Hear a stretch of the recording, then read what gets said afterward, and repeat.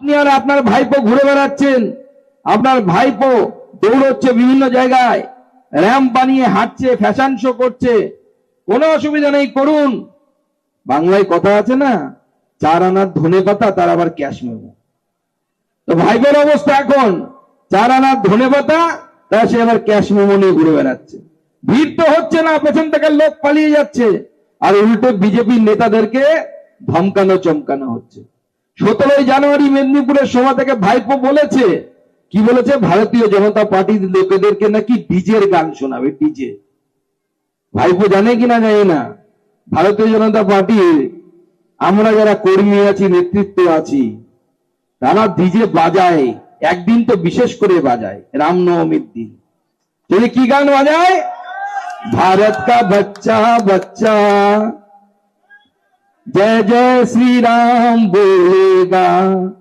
Vote আসুক, ভাইপোকে ওই DJ বাজাবো, আর ভাইপো সেই ডিজের সাথে নাচবে, নাচ করাবো, সেই ব্যবস্থা আমরা করব। ভাইপো নাচবে, র্যাম্পে উঠে নাচবে, ভারতীয় জনতা পার্টি ডিজে বাজাবে, ভারত কা বাচ্চা বাচ্চা জয় জয় রাম জয় শ্রী রাম বলেগা, আর ভাইপো তার সাথে তাল দিয়ে নাচবে, কোনো অসুবিধা নেই, নাচুক।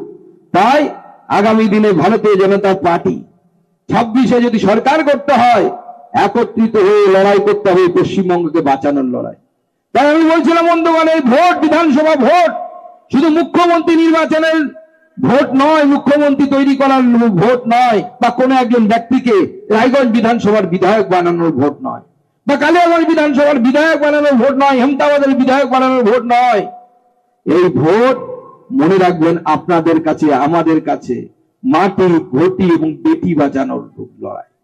এই লড়াই মাটি, ঘটি এবং বেটি বাঁচানোর লড়াই।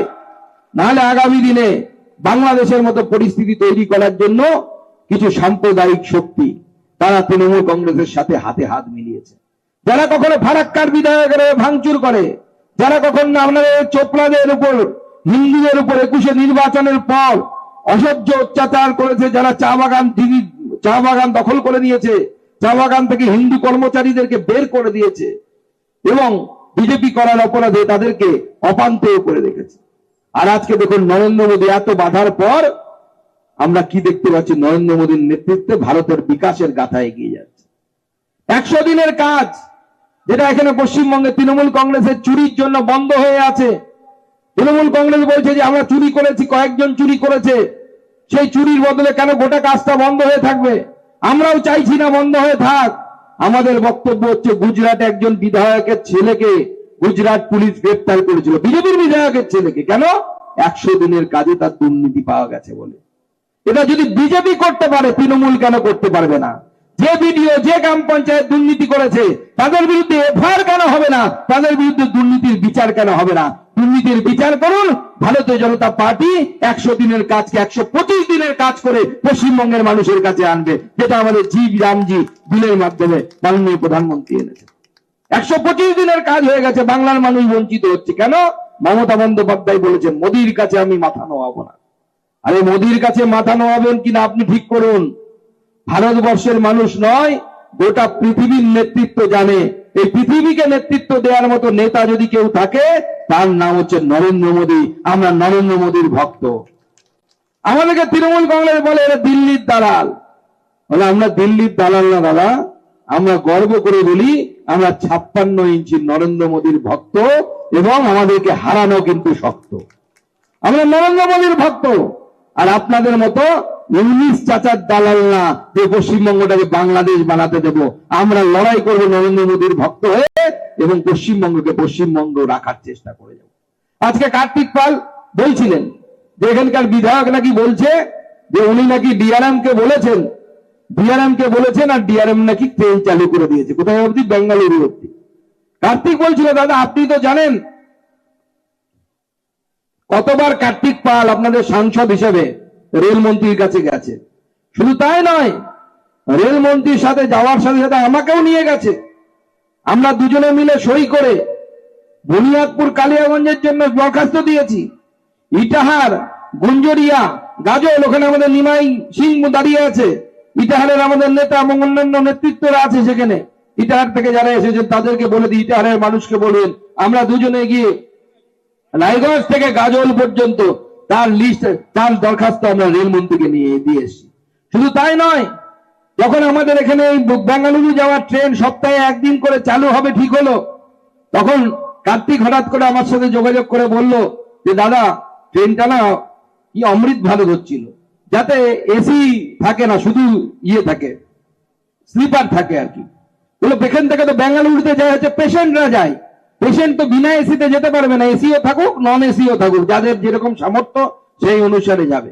তখন কার্তিক পাল এবং আমি দুজনে মিলে রেলমন্ত্রীর সাথে যোগাযোগ করি এবং মাননীয় রেলমন্ত্রী হস্তক্ষেপ করে উনি এই অমৃত ভারত স্লিপারের জায়গায় উনি সঙ্গে সঙ্গে নর্মাল এক্সপ্রেস, অর্থাৎ যাতে এসিও থাকবে নন এসিও থাকবে, যার যেরকম ইচ্ছে সে সেরকম টিকিট কাটতে পারবে, সেইভাবে ব্যবস্থা করে দেয়।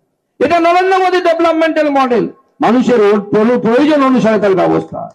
আর এখানকার বিধায়ক সে গুল মারছে, বাবা তুমি তো জানতাম শুধু গাছ খেতে পারো, 52 টাকার নারকেল গাছ 250 টাকা করে বিক্রি করেছে, সে খবরটা আমাদের কাছে আছে। যতই এখানে ওখানে এদিক ওদিক করে চকলেট দিয়ে তদন্ত দাবিয়ে রাখো, তদন্ত কিন্তু শেষ হয়নি, তদন্ত শেষ পর্যন্ত যাবে এবং তোমাকে ওই দিনের যেদিন দিন আসবে সেদিন কিন্তু জেলের ভিতরে যেতে হবে। এটা নরেন্দ্র মোদী সরকার না খাউঙ্গা না খালে দুঙ্গা এই নীতিতে আমরা বিশ্বাস করি। আজকে আমাদের এই গোটা উত্তরবঙ্গে, আমরা উত্তরবঙ্গের মানুষ বরাবর অবহেলিত। আমি জিজ্ঞেস করছিলাম একদিন যে উত্তরবঙ্গে কত শতাংশ মানুষ থাকে পশ্চিমবঙ্গে, পশ্চিমবঙ্গে 18% মানুষ থাকে। 18% মানুষ মানে গোটা পশ্চিমবঙ্গে যদি 100 জন লোক থাকে 18 জন থাকে উত্তরবঙ্গে। আচ্ছা, উত্তরবঙ্গের এরিয়া কত, জিওগ্রাফি অর্থাৎ ভূগোলের হিসাবে কত বড় জায়গা? আমাদের ঘর যেমন হয়, কারো ফ্ল্যাট হয় 1000 স্কয়ার মিটার, 1000 স্কয়ার ফিট, কারো 1500 স্কয়ার ফিট। উত্তরবঙ্গ দেখা যাচ্ছে গোটা পশ্চিমবঙ্গে নিরিখে 18% জমি এখানে প্রায় আছে। আর বাজেট, আমরা 18 জন মানুষ 100 জনের মধ্যে পশ্চিমবঙ্গের উত্তরবঙ্গে থাকি। মুখ্যমন্ত্রী বলেন পাহাড় হাসছে, অমুক কাটছে, সবাই হাসছে, আর আমরা কি পাই? উত্তরবঙ্গের মানুষ যখন বাজেট তৈরি হয়, এই 18% মানুষের জন্য 100 টাকা যদি গোটা পশ্চিমবঙ্গের বাজেট হয়, উত্তরবঙ্গ পায় হচ্ছে 23 পয়সা। কত পাই আমরা? মাত্র 23 পয়সা এই উত্তরবঙ্গের জন্য মুখ্যমন্ত্রী আমাদেরকে দেন। আর মুখ্যমন্ত্রী বলেন কি ভালোবাসেন আমাদেরকে, আহা কি ভালোবাসেন। বছরে একবার করে আসবেন, চা বাগানে গিয়ে চা বাগানের ড্রেস পরবেন, ঘাড়ে একটা ওই চায়ের পাতা তোলার একটা বড় ডোকরি লাগবে, রেখে ছবি তুলবে, তো খিচ মেরি ফটো, তো খিচ মেরি ফটো, আর 2-4টা ভুলভাল নেপালি বলবে, বলে মুখ্যমন্ত্রী ফেরত চলে গেলেন, ব্যাস হয়ে গেল সব কাজ।